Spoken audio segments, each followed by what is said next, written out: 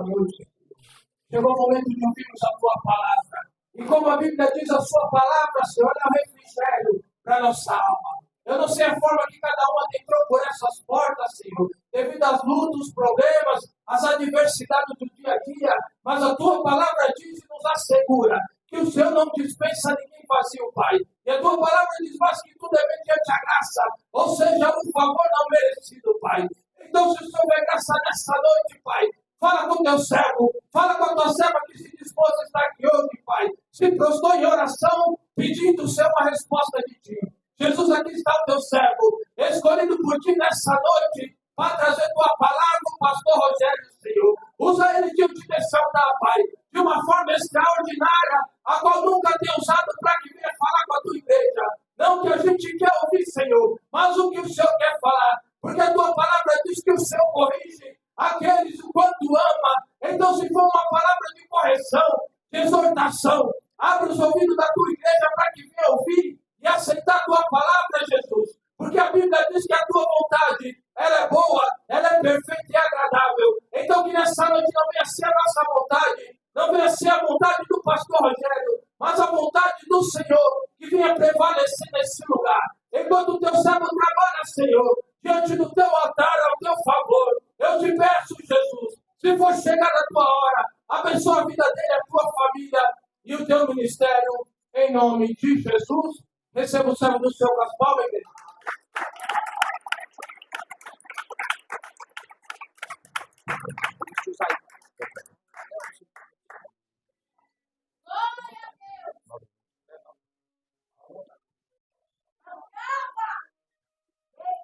Glória a Deus. Cumprimento a todos com a paz do Senhor Jesus. Cumprimento a todos com a paz do Senhor Jesus. Motivo de alegria estar aqui nessa noite para, juntamente com toda a igreja, adorarmos ao Senhor Jesus Cristo. Sou muito grato por estar aqui essa noite, pelo convite.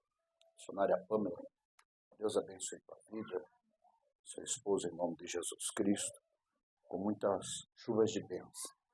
Pastor Leandro, muito obrigado. Deus abençoe por ter essa honra em estar nessa tribuna para ministrar a palavra. Muito obrigado. Queridos, tema da campanha, Salmo de número 46. Quem tem sua Bíblia, abra comigo.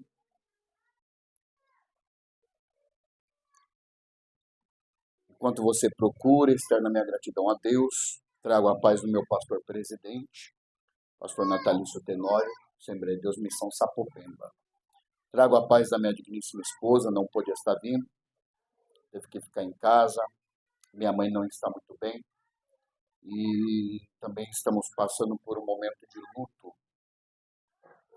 Passei pelo primeiro luto, meu pai e avô faleceu nos meus braços, tem 2 semanas, aí eu tive que fazer todo o processo, funeral, reconhecer corpo, e agora, segunda-feira, morreu a irmã dele, minha tia. E a perca não é fácil, mas com fé em Deus, vai dar tudo certo. Livro de Salmo, de número 46. Quantos acharam? Diga amém. Com a permissão do pastor, queridos, depois da pregação, depois do culto, a bênção apostólica, não vai embora antes da bênção apostólica, para não perder a bênção. Eu vou estar lá na porta. Onde eu vou estar? Não, tem muita gente para pouco glória. Onde eu vou estar? Eu trouxe alguns doces, são mousse de maracujá com chocolate. Eu vi gente salivando aí, ó. Vou estar lá na porta, irmão. Abençoe o profeta, nos ajude para que nós venhamos sanar as contas e as que ficaram, porque depois do luto fica as dívidas. E quem paga é os filhos. Eu sei, estou passando uma prova, mas dando glória a Deus. Então nos abençoe, vou estar lá na porta. Se quiser comprar 3 para o pastor, para a esposa e para os filhos, já compra 5, 6.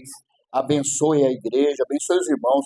Eu sei que Deus vai levantar empresário aqui, vai abençoar a igreja, Oh, glória a Deus, aleluia. Vamos aprofundar para trás, vai fazer galeria e daí por diante. Tem que crer no sobrenatural. Quem pensa pequeno, pensa no barquinho. Deus quer dar o quê? Uma embarcar? Pois bem. Quantos acharam? Diga amém. A epígrafe diz: a segurança em Deus. Cântico dos filhos de Corá. Deus é o nosso refúgio, fortaleza, socorro bem presente na angústia. Pelo que não temeremos, ainda que a terra se mude, ainda que os montes se transportem para o meio dos mares, ainda que as águas rujam e se perturbem, ainda que os montes se abalem pela sua braveza, há um rio cujas correntes alegra a cidade de Deus. O santuário das moradas do Altíssimo. Deus está no meio dela. Não se abalará. Deus ajudará desde o romper da manhã. As nações se embravecem, os reinos se movem, e levantou-se a voz sobre a terra e se derreteu. O Senhor dos exércitos está conosco. Deus de Jacó é o nosso refúgio. Vinde contemplar as obras do Senhor e as desolações que tem feito na terra. Ele faz cessar as guerras até os fins da terra. Quebra o ar, corta a lança, queima os carros no fogo. Tema, aquietai-vos. Aquietai-vos. Aquietai-vos. Eu posso continuar até as 9h20, você vai ter que dar glória. Aquietai-vos. Aquietai-vos. E sabeis que eu sou Deus. Serei exaltado entre as nações e serei exaltado sobre a terra. O Senhor dos exércitos está conosco. O Deus de Jacó é o nosso refúgio. Vire para a pessoa mais bela e linda que está ao seu lado. E diga para ela, aquieta-te. Não, desse jeito ele não vai aquietar, não. É agitado, é estressado. Diga para ele, para ela, aquieta-te. Se assente.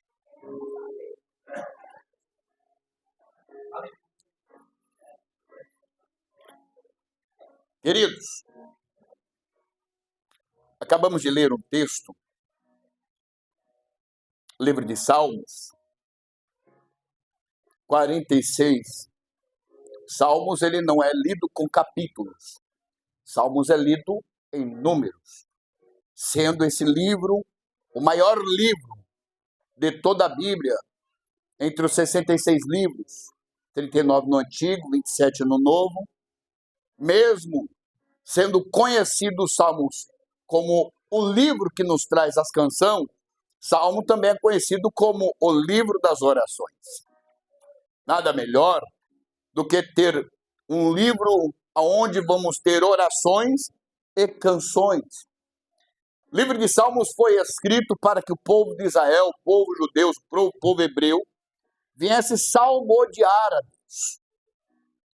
Vemos aqui salmos de amor, salmo de tristeza, salmos de perseguição, salmos de luta, salmos de glória, salmos de ida, salmos de volta, e nada mais, nada menos que muitos escritores a qual escreveram o livro de Salmos.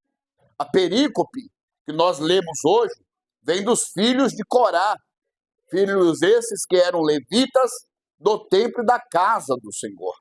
A Bíblia vai nos dizer que hebreus e judeus eram os mesmos diante de Deus, porque hebreus eram os servos do Antigo Testamento do Pentateuco. Quem aqui não se lembra?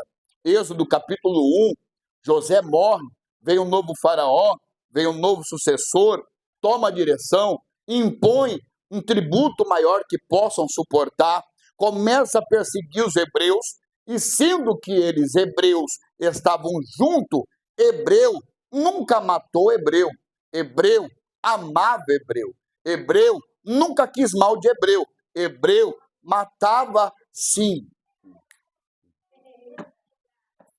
Se lembra de Moisés? Eu vou voltar para o texto daqui a pouco. Quem aqui não se lembra de Moisés, quando a sua mãe lhe pega ele e coloca dentro de um junco? E coloca na contramão do rio. Quando Moisés ele vai para o palácio, depois de desmamado do peito da mãe, Moisés ele entra no palácio sem nome, dentro da casa da mãe sem nome. Quem dá um nome para ele é a princesa. Porque o importante não é ter nome dentro de casa, é ser reconhecido fora. Eu vou repetir. A importância não é ser reconhecido dentro de casa. A importância é que lá fora o povo te reconheça como crente. Porque aqui dentro você pode esconder. Do pastor você pode esconder. Da missionária você pode esconder. Mas lá fora. Porque tem gente missionária que dentro da casa está brigando por ter nome. Dentro da igreja tem gente brigando para ter nome. E Deus está dizendo, eu não quero que você tenha nome somente dentro de casa. Eu quero que você seja reconhecido lá fora como pregador, como pescador de peixe. Vou te provar na Bíblia, já volto para o texto. Quem aqui não se lembra que Jesus está pregando e diante de uma pregação ele vai de frente para o mar e ele vai ver algumas embarcações e vai escolher a embarcação de Simão Pedro. Simão Pedro faz o que ele pede, vai para o alto mar, pesca uma grande quantidade de peixe, a ponto de não conseguir trazer, chama os seus amigos, o barco vem ao pique, quase afundando, chega atrás de todos os peixes, e quando ele chega na ponta da areia da praia, ele diz, Senhor, se afasta de mim porque sou pecador, não sou digno de estar contigo. Vem e me segue, porque tu era pescador de peixe, mas agora quero ser pescador de homens.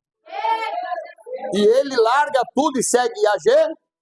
Então quer dizer que ele não pregava dentro de casa. Ele foi pregar para fora. Porque pregar dentro de casa é fácil.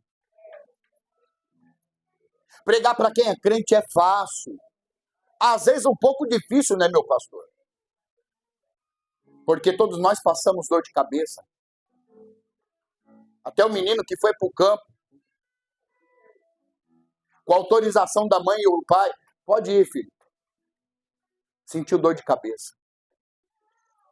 Porque tudo que cresce e sente vontade de ir para o campo é porque tem uma expectatividade de crescimento. Mas nem todo mundo que cresce tem habilidade de ir para o campo. Porque tem gente que cresce, mas precisa aprender mais. E quando aprende-se mais, se prepara para o campo. Porque campo não é somente chegar e visualizar. Campo é trabalho. E o trabalho é árduo. E aí o pai manda de volta para a casa da mãe. Porque o menino no campo está reclamando com dor de cabeça. No campo, todo mundo sente dor de cabeça. Só que uns aguentam e outros reclamam. E o que mais tem hoje em dia, o pastor já pegou, o que mais tem hoje em dia no campo é gente reclamando. Reclama da vida, reclama do culto, reclama do horário, reclama do louvor, reclama de tudo. Além disso, no meio do campo, quer falar da vida dos outros. E aí o pai fala, leva ele embora. Leva para os braços da mãe. Porque campo não é brincadeira e nem lugar de ficar reclamando. Escute. O livro de Salmos é conhecido também por ter mais números de números, não conhecido como epístolas, não. Não conhecido como parágrafos grandes, não. Não conhecido como capítulos, também não. Mas sim conhecido como números. 150 números, sendo que tem 2.461 versículos. O maior dos números é o 119.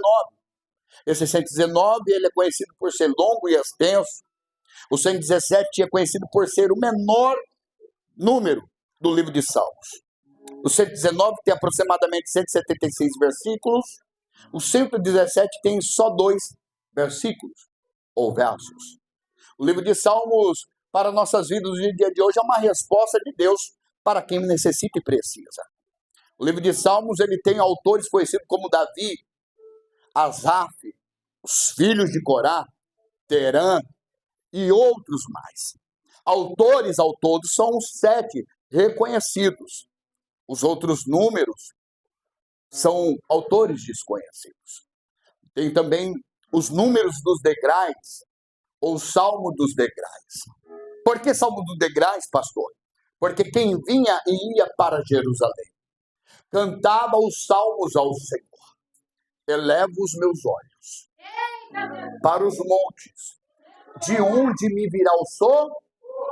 Primeiro ele diz, eu elevo meus olhos para os montes que é acima de Jerusalém, porque na época eles faziam oferenda, sacrifício para deuses nas montanhas. Só que o salmista diz, eu enxergo e elevo os meus olhos para os montes. Pergunta, de onde me virá o meu socorro? Mas ele traz a resposta, o meu socorro não vem dos montes, não vem de Baal, não vem de Acera, o meu socorro vem do Senhor, que fez os céus e a terra, e hoje ele está aqui para lhe abençoar, para abrir porta onde não tem porta, para curar essa enfermidade que os médicos até desenganaram. É ele que está aqui nessa noite para te trazer salvação para o teu lar. Oh, aleluia! Talvez você chegou aqui nas últimas dizendo, Senhor, eu não tenho força, não consigo suportar tudo isso que eu estou passando. Mas Deus está dizendo, eu estou te dando forças. Estou pegando nas tuas mãos e estou dizendo, por que tanto interrogação na tua cabeça? Por que tantas perguntas e sem resposta para você? Não te disse eu que eu iria cumprir as minhas promessas? Ou eu diria e mentiria para você? Sou eu Deus que te falo e te cumpro. Sou eu Deus que venho com promessa cumprida. Sou eu Deus que abro porta onde não tem. Sou eu Deus que trago a vitória no meio do deserto. E te digo, coloca um banquete na frente dos teus inimigos, porque você é mais que vencedor. Escuta. O texto que nós lemos, Salmo 46, o salmista vai dizer, Deus é o nosso refúgio e fortaleza, socorro bem presente em momento de angústia.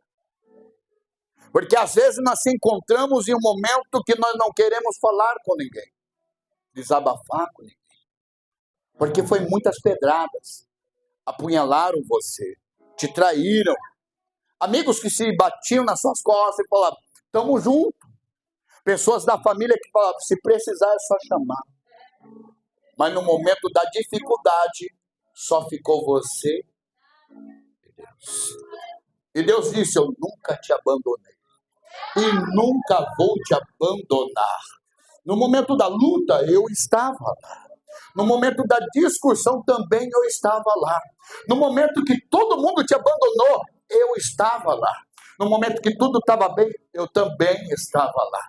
No momento que muitos diziam, estou contigo e foram embora, eu estava lá. No momento das lágrimas descendo no seu travesseiro, eu também estava lá.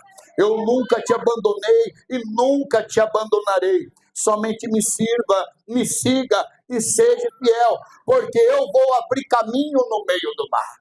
Se passares pelas águas, nada vai acontecer. E se o fogo vier, eu estarei contigo, nada vai se queimar. Porque eu sou teu Deus, Criador dos céus e da terra. Eu sou o teu dono, ó bichinho de Jacó, que te criou, Israel, e que te formou, porque eu estou contigo aonde quiseres e aonde estiveres ou aonde vá. O salmista, ele é claro em dizer, e realista no seu falar, pelo que não temeremos. Como é que você, diante de uma situação de uma dificuldade, de uma luta, de uma guerra, vai dizer: eu não vou temer. Você teme. As pernas bambiam. Você começa a se tremer. O nervosismo vem. A ansiedade vem. A inquietez. A falta de paciência. E você olha a situação, o inimigo na frente, e você vai falar para ele: não teme. Por quê? Porque eu tenho um Deus que é maior. Eu tenho um Deus que é melhor. Eu tenho um Deus que faz, e Ele está comigo, porque não temereis. Ainda que a terra se mude, ainda que os montes se transformem, aí no meio dos mares, ainda que as águas rugem e se perturbam, no meio dos montes venham se abalar, eu vi há um rio, cujas correntes alegram a cidade do Senhor. Eu lendo essa parte do texto, eu entendi sobre uma história. O livro de Crônicas, em seu capítulo de número 32, havia um homem por nome de Ezequias, rei Ezequias, do povo de Judá. E Ezequias, ele está de frente com o povo, lidando com o povo rebelde. Parecendo os crentes do dia de hoje, acho que de hoje está pior. É sério. Porque às vezes a gente tem que parar de ser mimado. A gente tem que parar de, Deus me dá, mas quando Deus fala, glória a Deus. E o seu aleluia. E a sua adoração. Deus não precisa do seu dinheiro. Deus precisa que você adore. Te provo na Bíblia. Salomão constrói o melhor e o maior templo da época. Ouro por dentro, ouro por fora. E dentro do templo está a arca do Senhor. Depois que a reforma termina, que eles vão fazer o culto, a glória desce. A glória desceu tanto na casa que quem estava dentro não saía para fora. E quem estava fora não conseguia entrar para dentro. E no meio do culto eu vou conjecturar, meu pastor. Talvez Salomão falou: Senhor, usa um profeta. Usa um profeta. Fala comigo, Senhor. Usa os teus sacerdotes, os teus levitas. Eu quero ouvir a tua voz. E Deus em silêncio. O silêncio de Deus dói, machuca. O silêncio de Deus até mesmo às vezes maltrata. Mas quando termina o culto e ele volta para o seu palácio, volta para a tua casa, dentro do teu quarto, uma voz alta, suave, vem para ele e diz: Salomão, Salomão, Salomão, eu me agradei do templo que tu fizeste. E eu sei que tu fizeste de coração. Mas uma coisa eu te digo e te alerto, Salomão. Somente diga para o meu povo me adorar. Constantemente. Mas no dia que eles pararem de me adorar e for adorar outros deuses, eu deixarei que as pragas, as ruínas, as guerras, as brigas continuem e destrói eles. O templo destruído, a cidade destruída. E o que acontece? Deus permite que um homem por nome de Nabucodonosor se levante no meio de todas as cidades, de todas as províncias, de todos os países, e se levante com potência máxima. Nabucodonosor foi quem venceu o rei da Síria. Nabucodonosor venceu o Egito. Agora Nabucodonosor quer vencer ao povo de Deus, Jerusalém. Ele entrou pela primeira vez, ganhou a batalha. Não puderam fazer nada, pastor. E quando eles entraram lá dentro, pegaram os meninos mais seletos, Daniel, Misael, Azarias e Ananias, que depois se tornaram Beltesazar, Sadraque, Mesaque e Abednego. A segunda invasão levaram 10 mil judeus, sacerdotes, levitas e profetas, para que não tivesse adoração dentro de Jerusalém. Porque se tira a adoração de dentro da casa do Senhor, a casa cai. Eu vou repetir, pastor.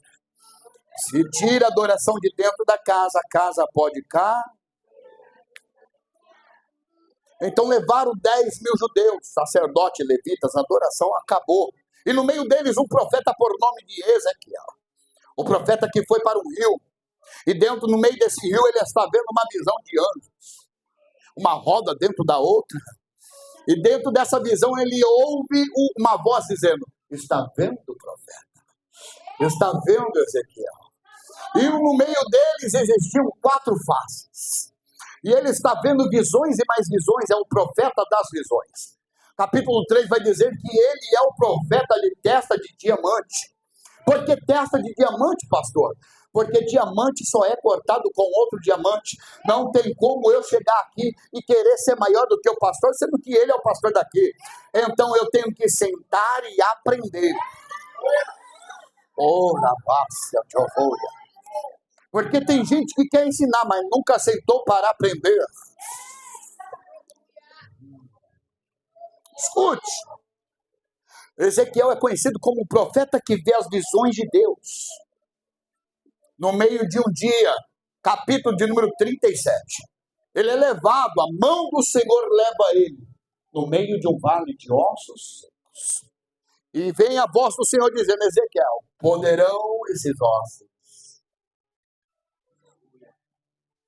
Senhor, tu sabes, então profetiza. Mas Senhor, é vale, profetiza. Mas Senhor, é deserto, profetiza. Mas Senhor, não tem nada, profetiza. Mas Senhor, está difícil, profetiza.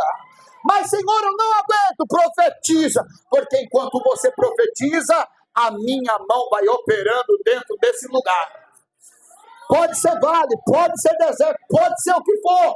O inimigo pode se levantar, a calúnia pode vir. Mas a mão do Senhor é aquela que vai te ajudar no momento difícil. Ele profetiza, os ossos começam a se mexer, se torna um grande exército. O Espírito vem de vida sobre aquele exército e o exército vai. Mas quem continua no vale é o profeta. Profeta não tem regalia. Profeta não passa a mão na cabeça de ninguém e não sustenta ego de ninguém. Sustenta nada. Profeta se levanta e fala o que Deus manda e obedece os querer de Deus. Tem crente que pensa que chegar na igreja, eu só vou lá porque vai estar o profeta da revelação. Eu vou lá porque culto da revelação é corredor de fogo. Eu vou lá porque vai ter corinho de fogo. Eu vou rodar até suar. Só que Deus não está querendo esse tipo de avivamento. Jesus não está querendo esse tipo de adoração. Jesus quer uma adoração que venha de dentro da alma, de dentro do coração, que toca o coração de Deus. Reborque, tora, massi, dobarácia, revuri, canto, revaracia. O coração de Deus, para tocar, não se toca pulando.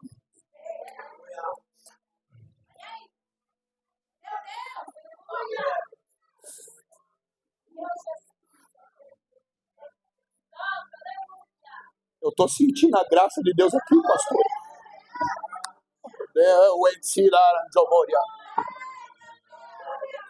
Tu é contra o corinho de fogo, pastor? Não, eu sou corista.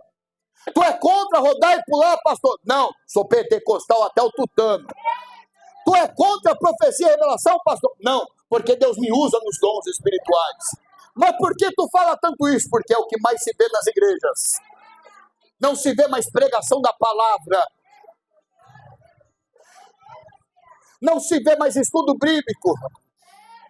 O que se vê hoje é campanhas e mais campanhas. Fazemos festas para nós. Fazemos campanhas para nós. Fazemos de tudo para nós. E se esquecemos de quem está lá fora.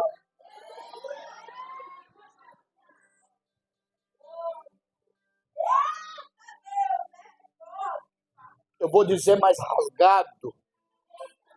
Vemos os nossos umbigos e se esquecemos de quem está morrendo lá fora.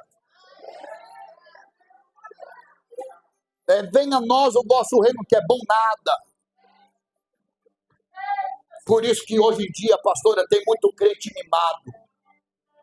Muito crente Nutella.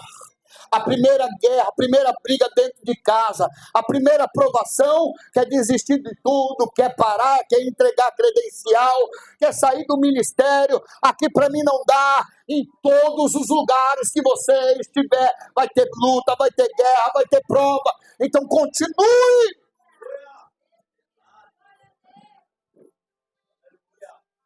Escute.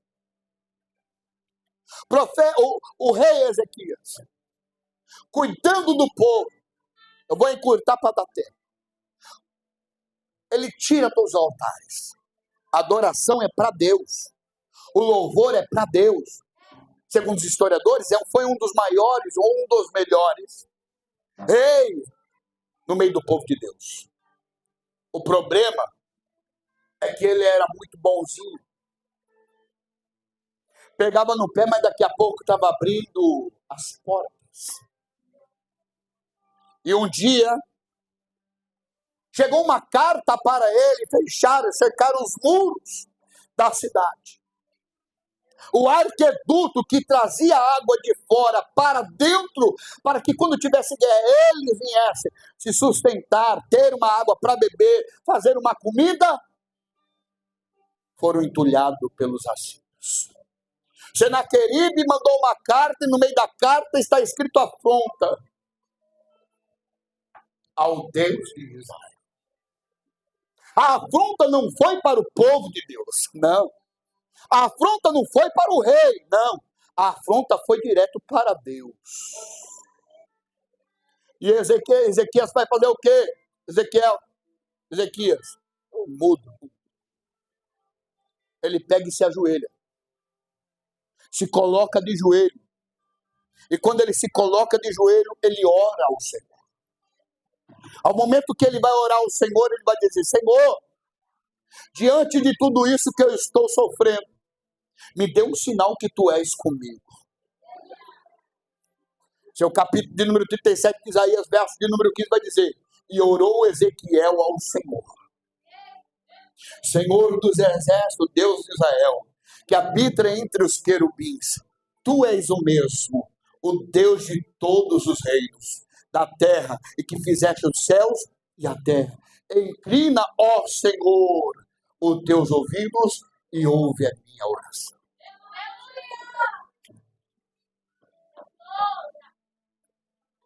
Quando ele faz essa oração, o que acontece, pastor? Deus manda um profeta por nome de Isaías, aquele que é conhecido como profeta Messias.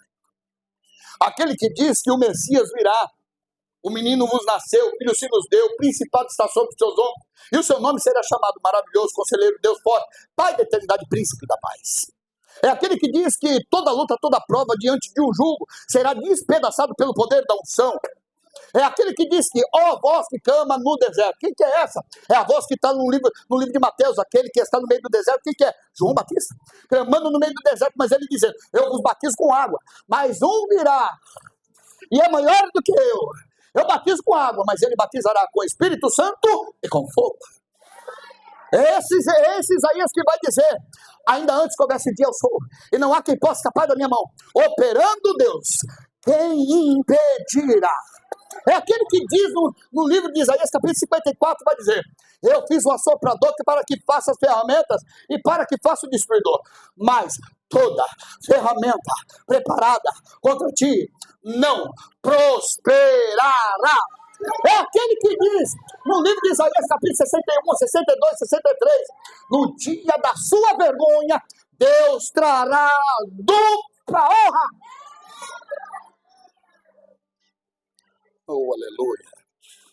Esse Isaías, ele vai ser profeta de Deus para a vida desse rei. Posso ser profeta na tua vida?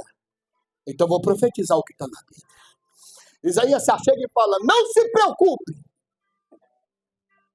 porque aquele que te afrontou e afrontou a Deus e tirou tudo que era de saneamento para o povo, porque o que o inimigo queria é que eles vivessem comendo fezes, bebendo urina. Eu vou dizer a realidade aqui.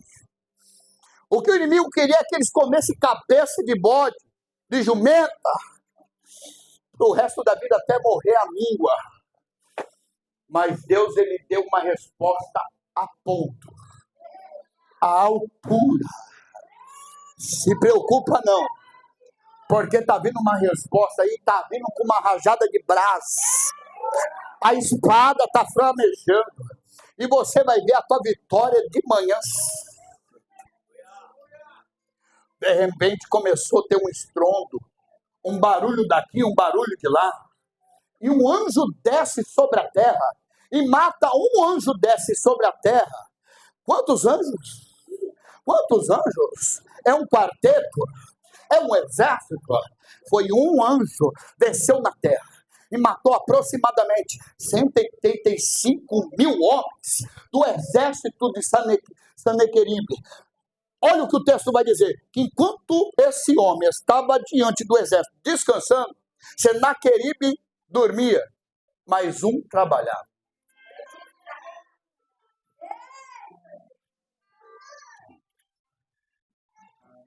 Enquanto você dorme, Deus está trabalhando.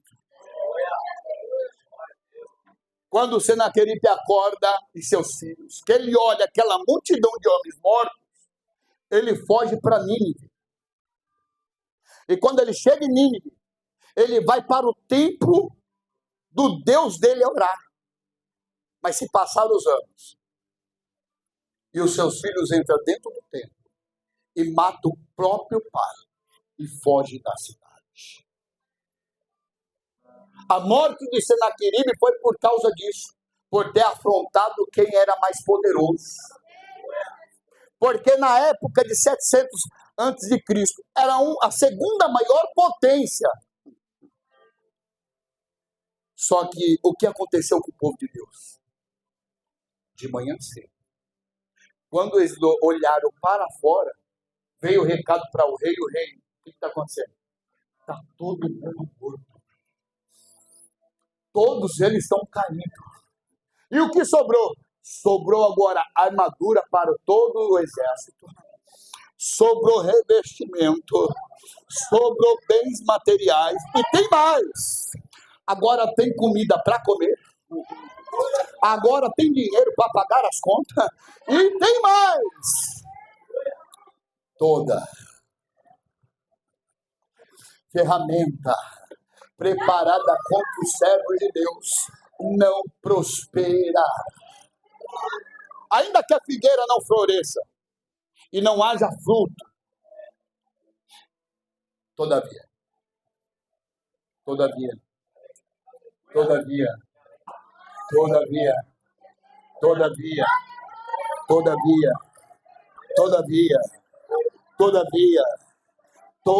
me alegrarei no Senhor. Oh, aleluia! Porque assim diz o Senhor Jeová: por nada foste vendido, e também sem dinheiro eu os resgato. Vamos entender isso aqui, pastor? Porque por nada nós fomos vendidos, e por nada nós vamos ser resgatados. O texto está dizendo dinheiro. Só que o que o texto está querendo dizer, que quando Isaías traz isso, ele fala: vocês foram vendidos de graça para o mundo. Vocês saíram da igreja, alguns saíram do ministério, outros saíram de casa e foram para o mundo de graça. Mas eu também vou resgatar vocês de graça. Mas não totalmente de graça, porque o meu sangue vai ser o que vai assinar o testamento da minha compra que eu vou fazer. Como? Todo homem judeu, quando ia no mercado de escravos comprar, ele teria que ir com condições financeiras para comprar. Só que eu estou vendo um homem entrando no mercado de escravos e dizendo: eu quero essa, eu quero esse, eu quero essa, eu quero essa, eu quero esse, eu quero esse, eu quero esse, eu quero essa. E qual é a forma de pagamento? O meu sangue na cruz do Calvário. Mas, Senhor, vai ficar caro, não tem problema. Mas está estragado, não tem problema. Mas é drogado, não tem problema. Mas é prostituto, não tem problema. Mas é dificultoso, não tem problema. Só dá trabalho na igreja, não tem problema. Só dá trabalho no ciclo de oração, não tem problema. Só dá trabalho nas camas, não tem problema. Só dá trabalho dentro de casa, não tem problema. Por quê? Aqueitai-vos. Porque ainda Ele é Deus. E qual é a forma de pagamento? Eu vou para a cruz. Eu vou seguir o caminho doloroso. É um caminho curto, mas vai ficar demorado. São 3 horas para chegar até o Calvário. Mas eu vou por ele, eu vou por ela. E chegando no Calvário, vão colocar eu no Calvário, vão pregar eu no Calvário, e vão colocar eu sobre uma cruz no meio. De um lado vai estar Dimas. De outro ladrão. As placas que colocaram no pescoço de cada ladrão, um está escrito salteador, o outro vai estar escrito ladrão. E de Jesus, chega o soldado até Pilatos e fala: Pilatos, qual vai ser o nome que nós vamos colocar na placa? Escreva: Rei dos Judeus. Missionária, tu é Pilatos e você só vai falar assim: o que eu escrevi, certo? Aí chega o soldado: mas Pilatos, qual é o crime dele? Diga aí, rei dos judeus. Mas peraí, esse é o crime dele? Rei dos judeus? Não, mas os dois é ladrão. E qual é o crime dele? Rei. Joia. Eles colocam em cima, nas 3 linguagens, latim, hebraico e grego. E quando eles colocam lá, quem vinha de fora para entrar para a cidade, para ir para a festa da Páscoa, já haviam 3 pendurados. Um estava escrito ladrão, e as mães que vinham com criança para fazer sacrifício para participar da festa, tampavam o rosto das crianças por causa do sofrimento. As pernas eram quebradas. O corpo era chicoteado. Era colocado uma coroa de espinho, parecendo um capacete. Não é desse que tem no filme. Era tipo um capacete e entrava aproximadamente 15 ou mais centímetros adentro da pele do crânio. E cobria os rostos das crianças para não ver o sofrimento. E quem passava olhava: nossa, mais um ladrão. Mais um salteador. Mais um ladrão. E esse do meio? Rei. Está errado. Aí os judeus vão até Pilatos e falam: Pilatos, não coloque como rei dos judeus, coloque ele se diz. E Pilatos diz bem assim: o que eu escrevi está escrito. O que Deus escreveu na sua vida, da sua história, da tua família, borracha de Satanás não apaga nunca. Vão dizer: não, ele daí é um drogado, esse daí foi isso, esse daí foi aquilo. Deus apagou. E o que ele está escrevendo, está escrito. O que ele escreveu, está escrito. Borracha de Satanás não apaga. Por quê? Porque ele te comprou. Na cruz do Calvário, com o sangue dele, eu vou entregar o microfone. Se ponha de pé. Jesus está na cruz. E quando ele está na cruz, o que acontece, pastor? Ele dá o seu último suspiro e suas últimas palavras. Tel, lestai. Que quer dizer? Já está consumado. A palavra tel, lestai sempre vinha em um contrato, quando era comprado um escravo, um terreno pagado uma dívida. Batia o carimbo e lá estava tel, lestai. Se Jesus disse na cruz do Calvário: já está consumado o tel, lestai, quer dizer: eu já paguei a tua dívida. Tu não deve satisfação mais para ninguém, pastor. A dívida está paga. Ore me anda a lavar a chulha. Aí Jesus está na cruz do Calvário, ele dá o último suspiro e vem os soldados para quebrar as pernas de quem está preso na cruz. Foram no de Dimas, foram no outro ladrão, quebraram as pernas para que viesse morrer mais rápido. Esse era o sistema do Império Romano. Mas quando chegaram em Jesus, alguém disse: não precisa. Ele já deu o último suspiro. Se não tem perna quebrada, o órgão hematopóide, conhecido como medula óssea, que faz a reprodução do sangue, que significa vida, não tem perna quebrada. Então quer dizer que ainda pode ser que tenha porque se tem perna quebrada, quando a pessoa quebra a perna, o osso exposto, vai no hospital sentindo náuseas e vômito, que a primeira coisa que faz, coloque 2, 3 bolsas de sangue, porque perdeu sangue, necessita de... Mas o de Jesus não precisou. Tem vida ainda dentro dele. Ainda tem vida, ainda tem vida, ainda tem vida. Aí chega um soldado, pega uma lança e perfura a lateral de Jesus. A membrana que faz a proteção do coração é perfurada pela lança. Essa membrana contém água e sangue. Água e toda mulher gestante grávida, dentro da bolsa onde a criança fica, sabe muito bem que existe água e sangue. Se a água e o sangue saem, o que acontece com a criança? Ela pode morrer. Jesus está na cruz do Calvário. Algum dos soldados pega a lança, perfura ele. É estourado ou perfurado a membrana pericardial, que faz a proteção do coração, e começa a verter de dentro de Jesus água aí. Os judeus estão embaixo dizendo, matamos o rei dos judeus.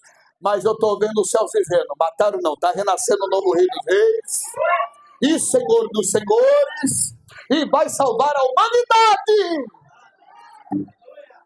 Colocaram Jesus por ordem de um homem com muito poder, dentro de um sepulcro que não era de Jesus, mas era emprestado. E quando colocaram ele dentro, ao primeiro dia, o inferno está fazendo festa. Está tendo balada no inferno, eles estão dizendo, matamos ele. No segundo dia, ponto de exclamação, silêncio impera. Mas no terceiro dia,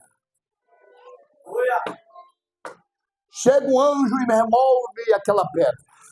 O Senhor está lá de dentro, renascido, revivido, ressuscitado. E aí chegam algumas mulheres e vai ver o corpo de Jesus, ou então vai ver o sepulcro, para pedir para o que Deus possa fazer. Mas o que acontece? O anjo diz bem assim, ele não está mais aqui. Ele já ressuscitou. Jesus não está morto. Jesus não está morto, missionário. Jesus não está morto. Jesus não está morto, pastor. Jesus não está morto, pastor. Jesus, ele vive. Jesus, ele vive. Olha para a pessoa que está ao seu lado. Ele está vivo na pessoa que está ao seu lado. Ele vive. Ele vive. Porque eu e você somos imagens e semelhança de Deus. Se não fosse Jesus, eu não estaria vivo. Porque aproximadamente há 5 a 6 anos atrás, eu dentro de uma UTI, com 132 tumores, a ponto de morrer, o médico não sabia o que fazer. Tomei aproximadamente 50 doses de anfotericina C, 3 internações, 5 UTIs, 9 cirurgias, uma parada cardiorrespiratória. Mas chegou um homem de branco dentro do hospital, entrou na UTI e falou, filho, eu vou te fazer um pregador da palavra mais conhecido. Eu falei, mas Senhor, eu já prego lá fora, não sei por que eu estou aqui dentro. É porque você era mimado e só queria saber de púlpito. Agora eu vou te usar no hospital, no presídio, na rua, na Cracolândia, Alamaia, Súria, dentro do hospital. Um jovem que não falava, não comia, não bebia, não andava, não fazia nada, estava quase vegetando. Orei por ele. Ele ouviu a minha voz, ele aceitou Jesus. Em 3 semanas e meia, ele andou, ele falou, ele começou a beber água, ele começou a comer comida. E aí de noite eu estou olhando para o escuro, estou vendo aquele vulto. Quando menos espero, eu falei, Alex, o que você está fazendo de pé? Eu vou ali no banheiro e já volto. Mas você não andava, agora eu estou andando.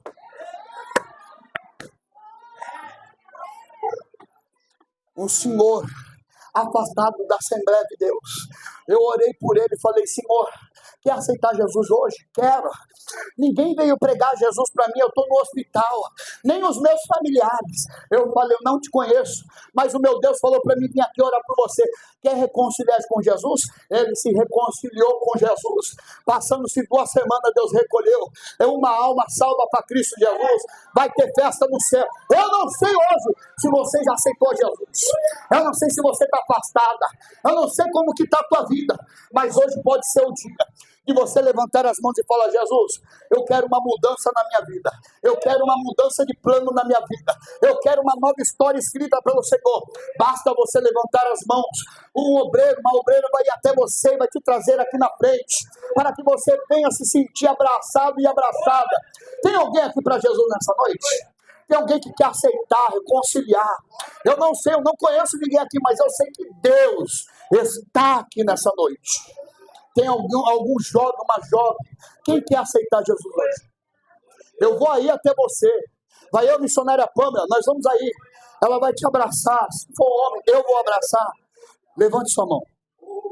Tem alguma alma aqui hoje para Jesus? Tem alguém que quer aceitar, reconciliar com Jesus nessa noite? É só levantar as mãos. Mas o que vão dizer de mim lá na rua? O que vão dizer não interessa. Não paga tuas contas. O que importa é de hoje para amanhã. Se você morrer sem Jesus hoje,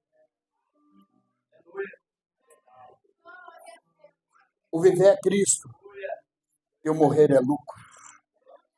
Tem alguma alma para Jesus hoje? Tem alguém que quer aceitar, reconciliar com Jesus? Não tem?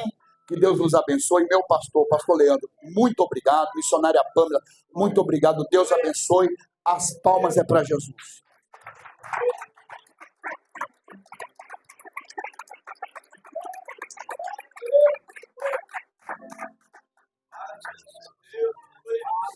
Deus abençoe. Só daquele novamente do Senhor. Amém. Por essa palavra. Você trouxe, você não trouxe.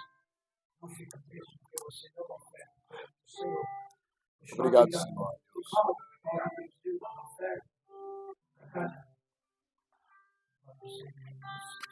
Aleluia.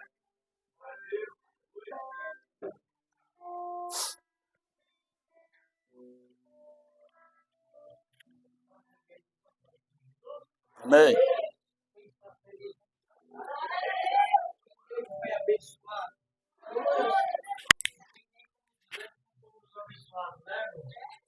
Depois de uma mensagem dessa daí, por nós ficamos mais crentes, nós saímos de uma vez da igreja, né?